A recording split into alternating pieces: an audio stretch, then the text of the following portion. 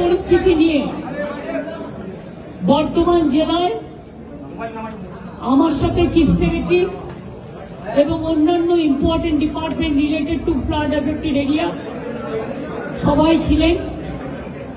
DMSP থেকে শুরু করে এই জেলা এবং পশ্চিম বর্ধমান জেলার আমার সাথে অরূপ বিশ্বাস, স্বপন দেবনাথ, রবি চ্যাটার্জি, সিদ্দিকুল্লাহ, আমার সাথে প্রদীপ দা, সিএস চিফ সেক্রেটারি, আমার সাথে ডিএম রাধিকা, আমনদীপ আমাদের এসপি সহ আরো সব অফিসারদের নিয়ে এবং সমস্ত ভার্চুয়ালে ভিডিওরা ছিলেন, লাইন ডিপার্টমেন্টের হেডরা ছিলেন এবং প্রায় 13-14 জন প্রিন্সিপাল সেক্রেটারি ছিলেন।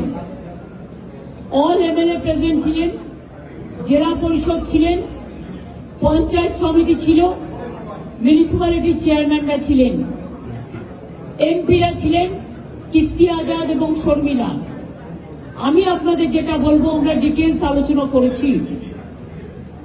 বন্যা কবলিত পরিস্থিতিতে আরো প্রোঅ্যাক্টিভ হয়ে অফিসারদের কাজ করার জন্য এবং আমাদের যারা আছেন সকলকেই নিচু স্তরে কাজ করার জন্য বলা হয়েছে।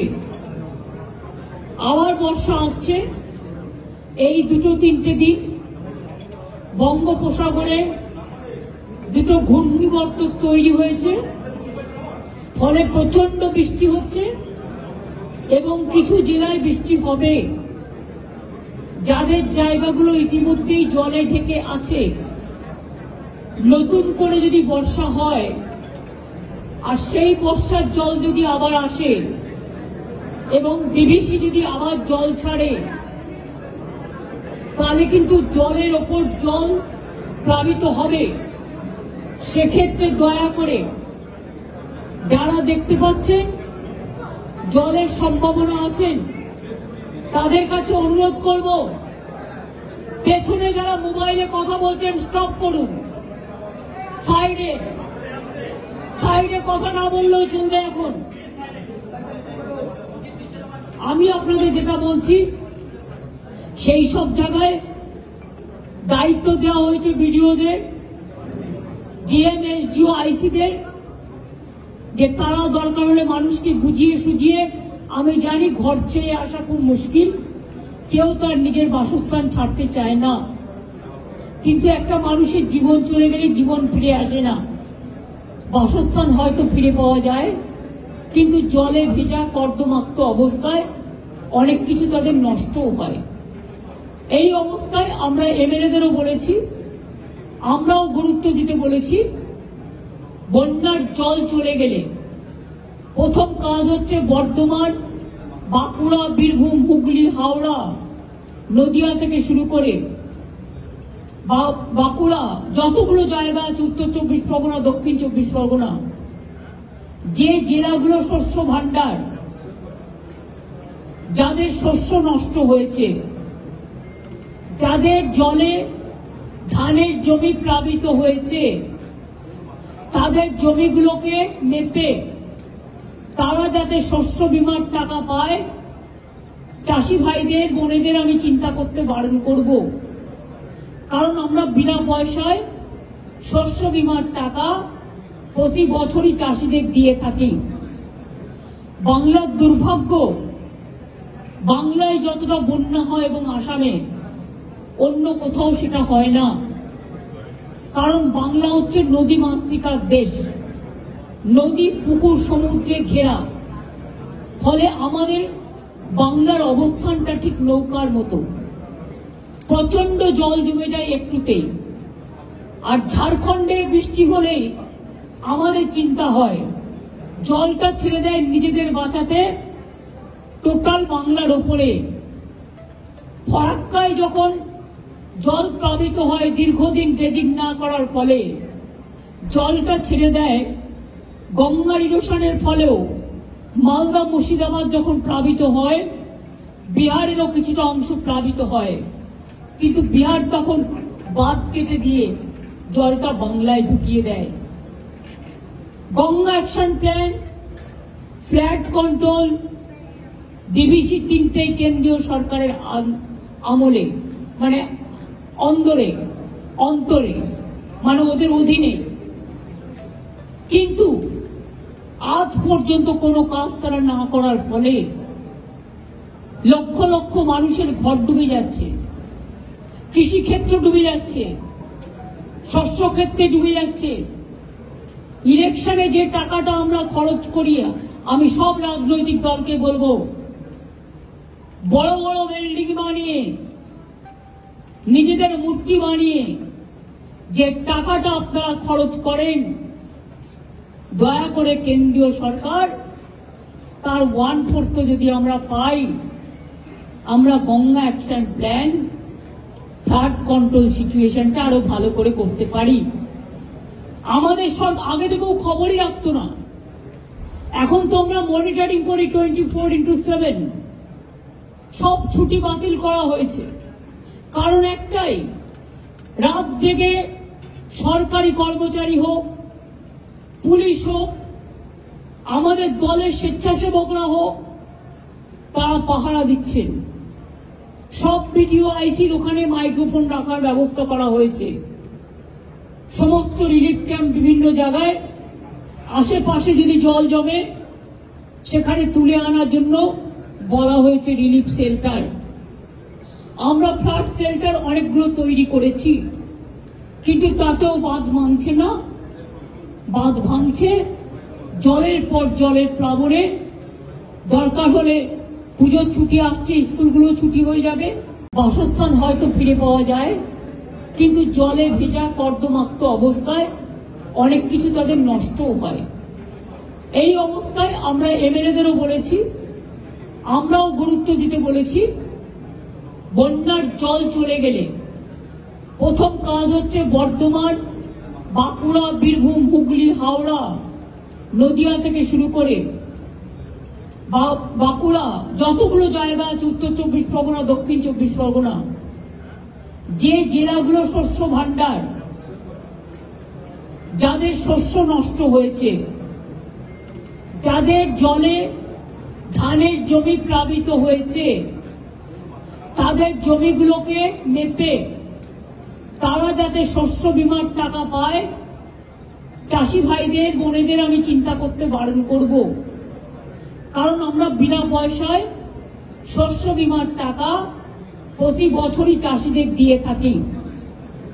বাংলার দুর্ভাগ্য, বাংলায় যতটা বন্যা হয় এবং আসামে অন্য কোথাও সেটা হয় না, কারণ বাংলা হচ্ছে নদী মাতৃকার দেশ, নদী, পুকুর, সমুদ্রে ঘেরা। ফলে আমাদের বাংলার অবস্থানটা ঠিক নৌকার মতো, প্রচন্ড জল জমে যায় একটুতেই। আর ঝাড়খণ্ডে বৃষ্টি হলেই আমাদের চিন্তা হয়, জলটা ছেড়ে দেয় নিজেদের বাঁচাতে টোটাল বাংলার ওপরে। ফরাক্কায় যখন জল প্লাবিত হয়, দীর্ঘদিন ড্রেজিং না করার ফলে জলটা ছেড়ে দেয়, গঙ্গার ইরোশনের ফলেও মালদা, মুর্শিদাবাদ যখন প্লাবিত হয়, বিহারেরও কিছুটা অংশ প্লাবিত হয়, কিন্তু বিহার তখন বাঁধ কেটে দিয়ে জলটা বাংলায় ঢুকিয়ে দেয়। Ganga action plan, flood control, DBC তিনটেই কেন্দ্রীয় সরকারের আমলে, মানে অন্তরে মানে ওদের অধীনে, কিন্তু আজ পর্যন্ত কোনো কাজ তারা না করার ফলে লক্ষ লক্ষ মানুষের ঘর ডুবে যাচ্ছে, কৃষিক্ষেত্র ডুবে যাচ্ছে, শস্য ক্ষেত্রে ডুবে যাচ্ছে।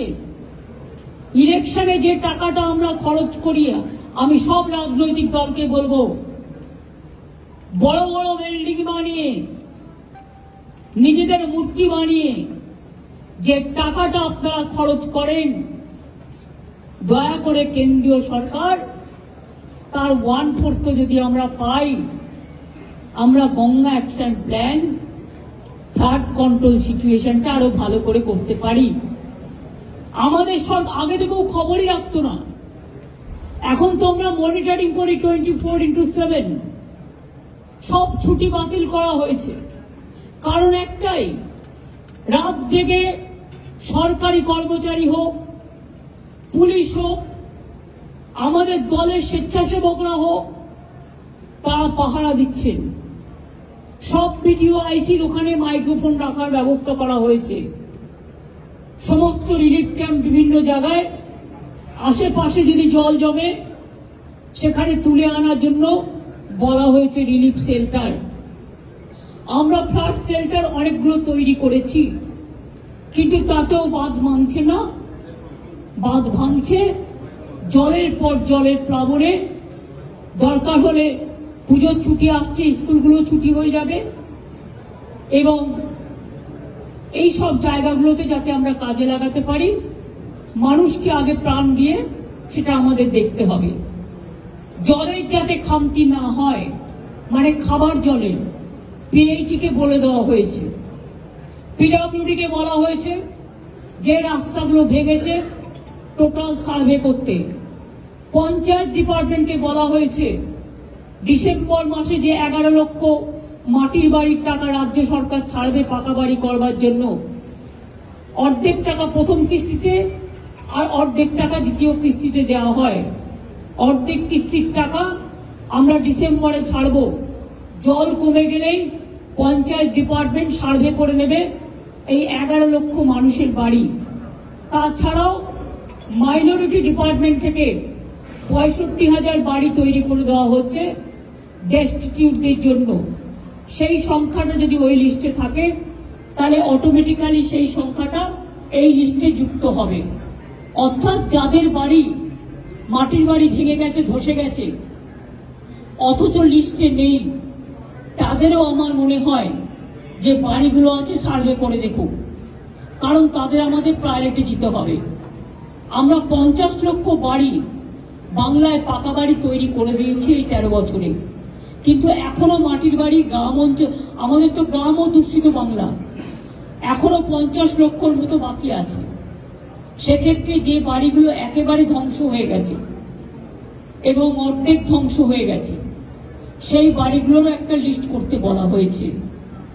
ইতিমধ্যে অনেক বাড়ি হয়তো 11 লক্ষ লিস্টে আছে, যেটা নেই সেটা আমরা চেষ্টা করব আরো কিছু বাড়িয়ে তাদের লিস্টে যতটা সম্ভব, যাদের একমাত্র ভরসা তাদের মাটির বাড়ি, তাদেরটা দেখে দেওয়ার যতটা পারবো, টাকা যতটা পারমিট করবে। যতক্ষণ না হচ্ছে ততক্ষণ এক একটা বাড়িকে 3টে করে তিরপল দিতে বলা হয়েছে যাদের বাড়ি ভেঙে গেছে।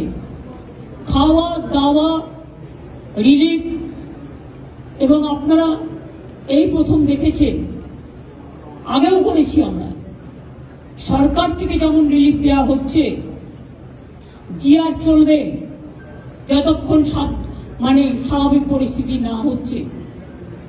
পুলিশও নিজের পক্ষ থেকে অনেক জায়গায় কমিউনিটি কিচেন করে করে তারা খাবার পৌঁছচ্ছে। আমিও আমাদের পক্ষ থেকে, আমার দলের পক্ষ থেকে 10 গাড়ি খাবার আর পুলিশকে 10 ট্রাক দিয়েছি।